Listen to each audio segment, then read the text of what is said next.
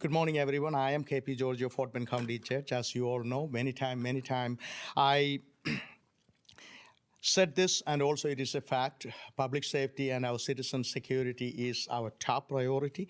2017 Hurricane Harvey was a learning lesson for our county, and that is one of the reasons I decided to run for this position. From day one, we took Office of Emergency Management and their activities and preparedness very seriously in Fort Bend County. And that's where Mark come in, and Mark Flathouse and his team did an amazing job, including the building here you see. This is an effort, it took almost 4 years. Last June 3rd, we dedicated this facility to serve our citizens of Fort Bend County, almost getting close to 900,000 citizens. The collaboration today we will be talking about.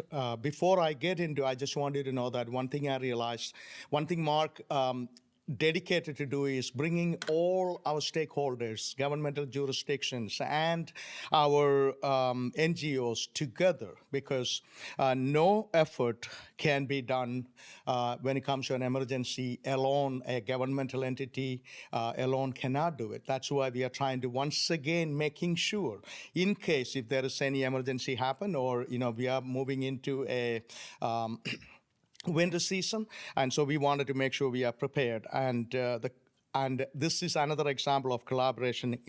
Attack Poverty will allow us to expand our footprint to help our residents to have that facility available in case any kind of extreme weather condition happen in Fort Bend County. Last week in Commissioner's Court, the Commissioner's Court approved a Memorandum of Understanding, MOU, between Office of Emergency Management and Attack Poverty to collaborate to meet the temporary mass and emergency sheltering needs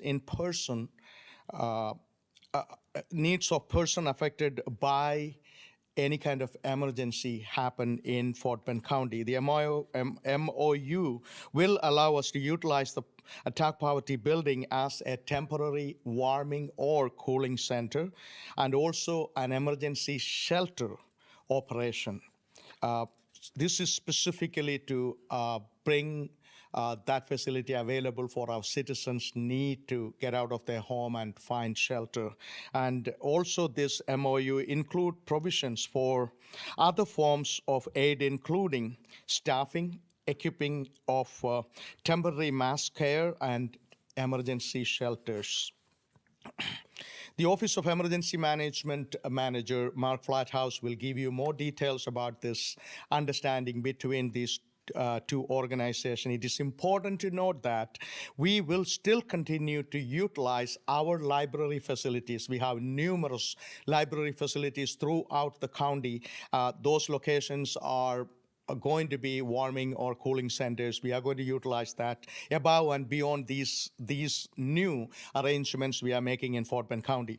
We always look to evaluate our emergency preparedness plan and how we can upgrade those plans and also adapt, because no emergency we can predict exactly, and adapt it into what we needed at the time. And this collaboration with Attack Poverty, because they are specialized in this area, and we used many times your facility in the past, and I always say that you are an integral part of that community, and very excited to have you as a partner when you talk about emergency.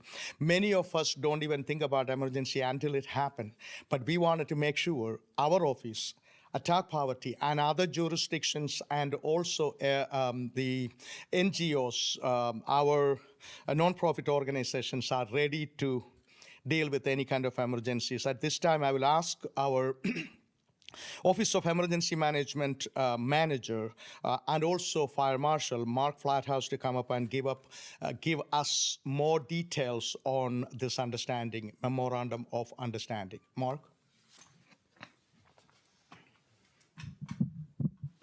Well, first and foremost, the partnerships of the jurisdictions, along under the leadership of Judge George, is key in working with everybody in Fort Bend County, the citizens, the nonprofits, the churches, even the libraries, as he stated. The whole goal of this is in any time of emergency that we have options as emergency managers, and we also have guidelines. We've worked with the region along with also our jurisdictions to understand what the guidelines are for a warming or cooling center, extreme weather. But the key is that it's one thing to have guidelines on what to do, but having the partnership of making it happen is a key. The county is looking to, and we over the last few years has been looking to who in the community can help and assist us. It's not just one agency, it's not just one nonprofit, it's not one jurisdiction, it's not even one building. It's across this entire county and region. We need to work together and partner, and that's what this is about. Attack Poverty, working with them and coming in the heart of this county and supplying not only a facility and also resources is a huge benefit in any time of emergency, knowing that it's kind of like we use the term, it's another tool in our toolbox that we can use. And especially during an emergency, those things are critical, knowing that we have that safeguards in place and partners that will come and help and assist us. So over the last few years, we've worked and built those with my team and working with different things out there on the weekends and the communities and giving back. But now we've got a lot of stuff in place as we kind of keep moving forward and looking to the future. Thank you, Mark. At this time, I will invite Brandon Barker, the Attack Poverty CEO, a person who we work very, very closely with many emergency situations, and also even during COVID and all food distribution and you name it. Many areas we worked very closely, and one of the best partners Fort Bend County Office of Emergency Management can ever have. Brandon, please come forward. Thank you. Good morning.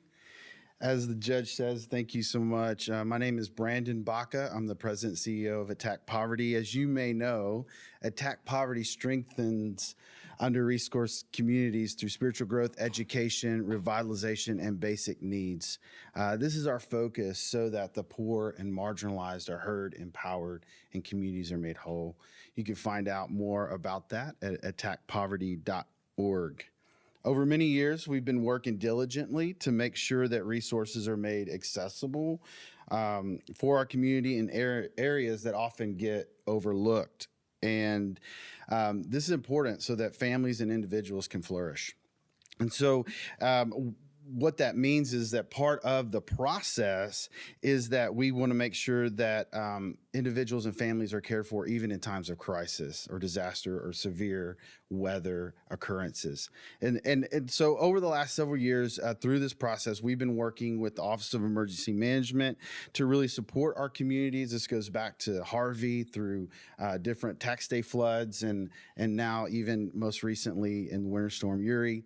And as we prepare for possible events in the future, we want to make sure that we are working together in partnership so that there are resources for individuals as we respond and people can recover as a result of our resources that are made available.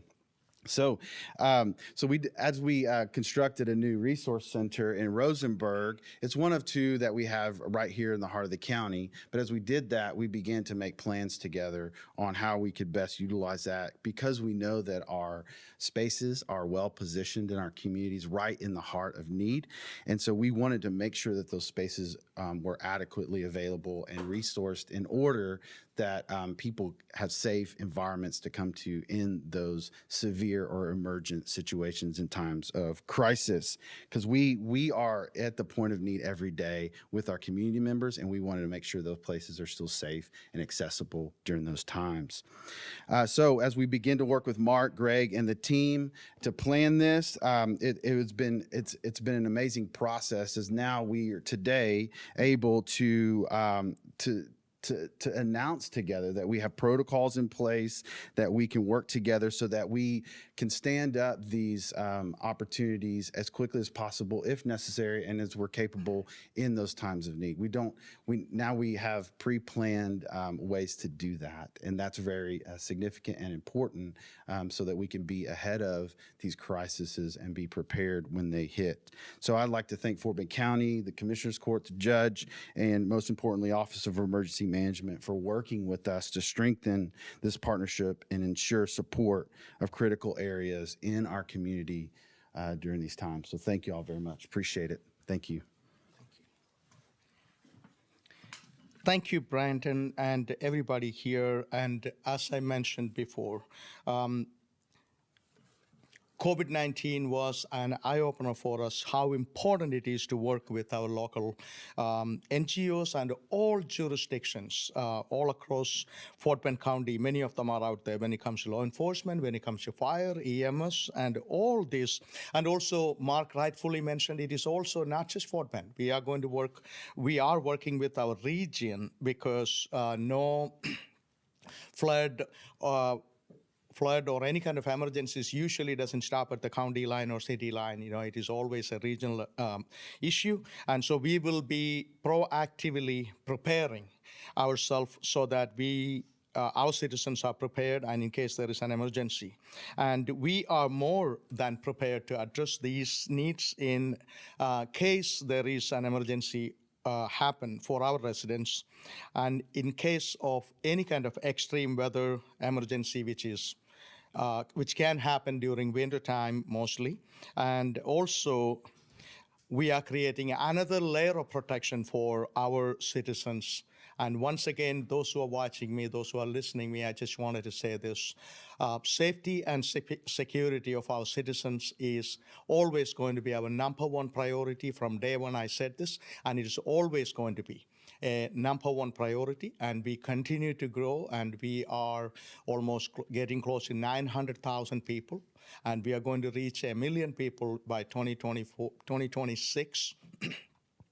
And these preparations are going to be ongoing. Today we are doing something, maybe next week or next month, maybe we will adapt to the changing situation. With that, I will appreciate all of you for being here and be part of this discussion, and also telling the story to the citizens, those who need to hear.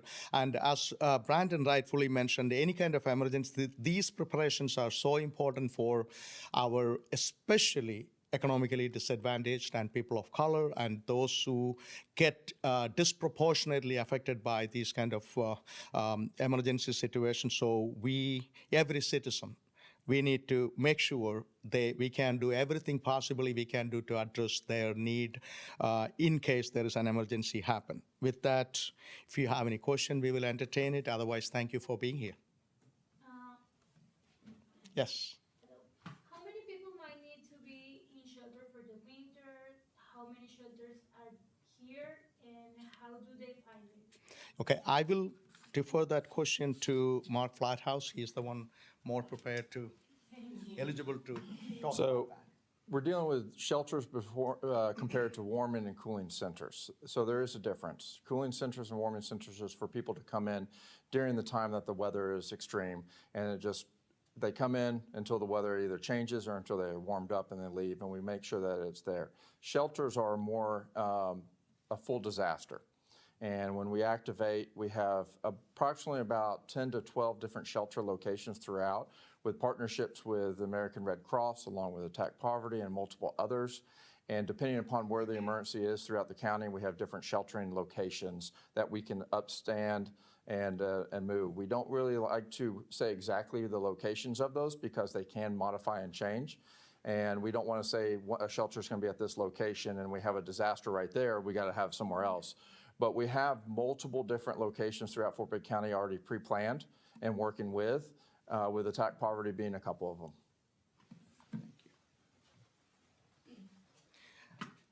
Assuming there is no more question, thank you for being here. Once again, appreciate all the cooperation we are receiving from all partners. Once again, thank you so much.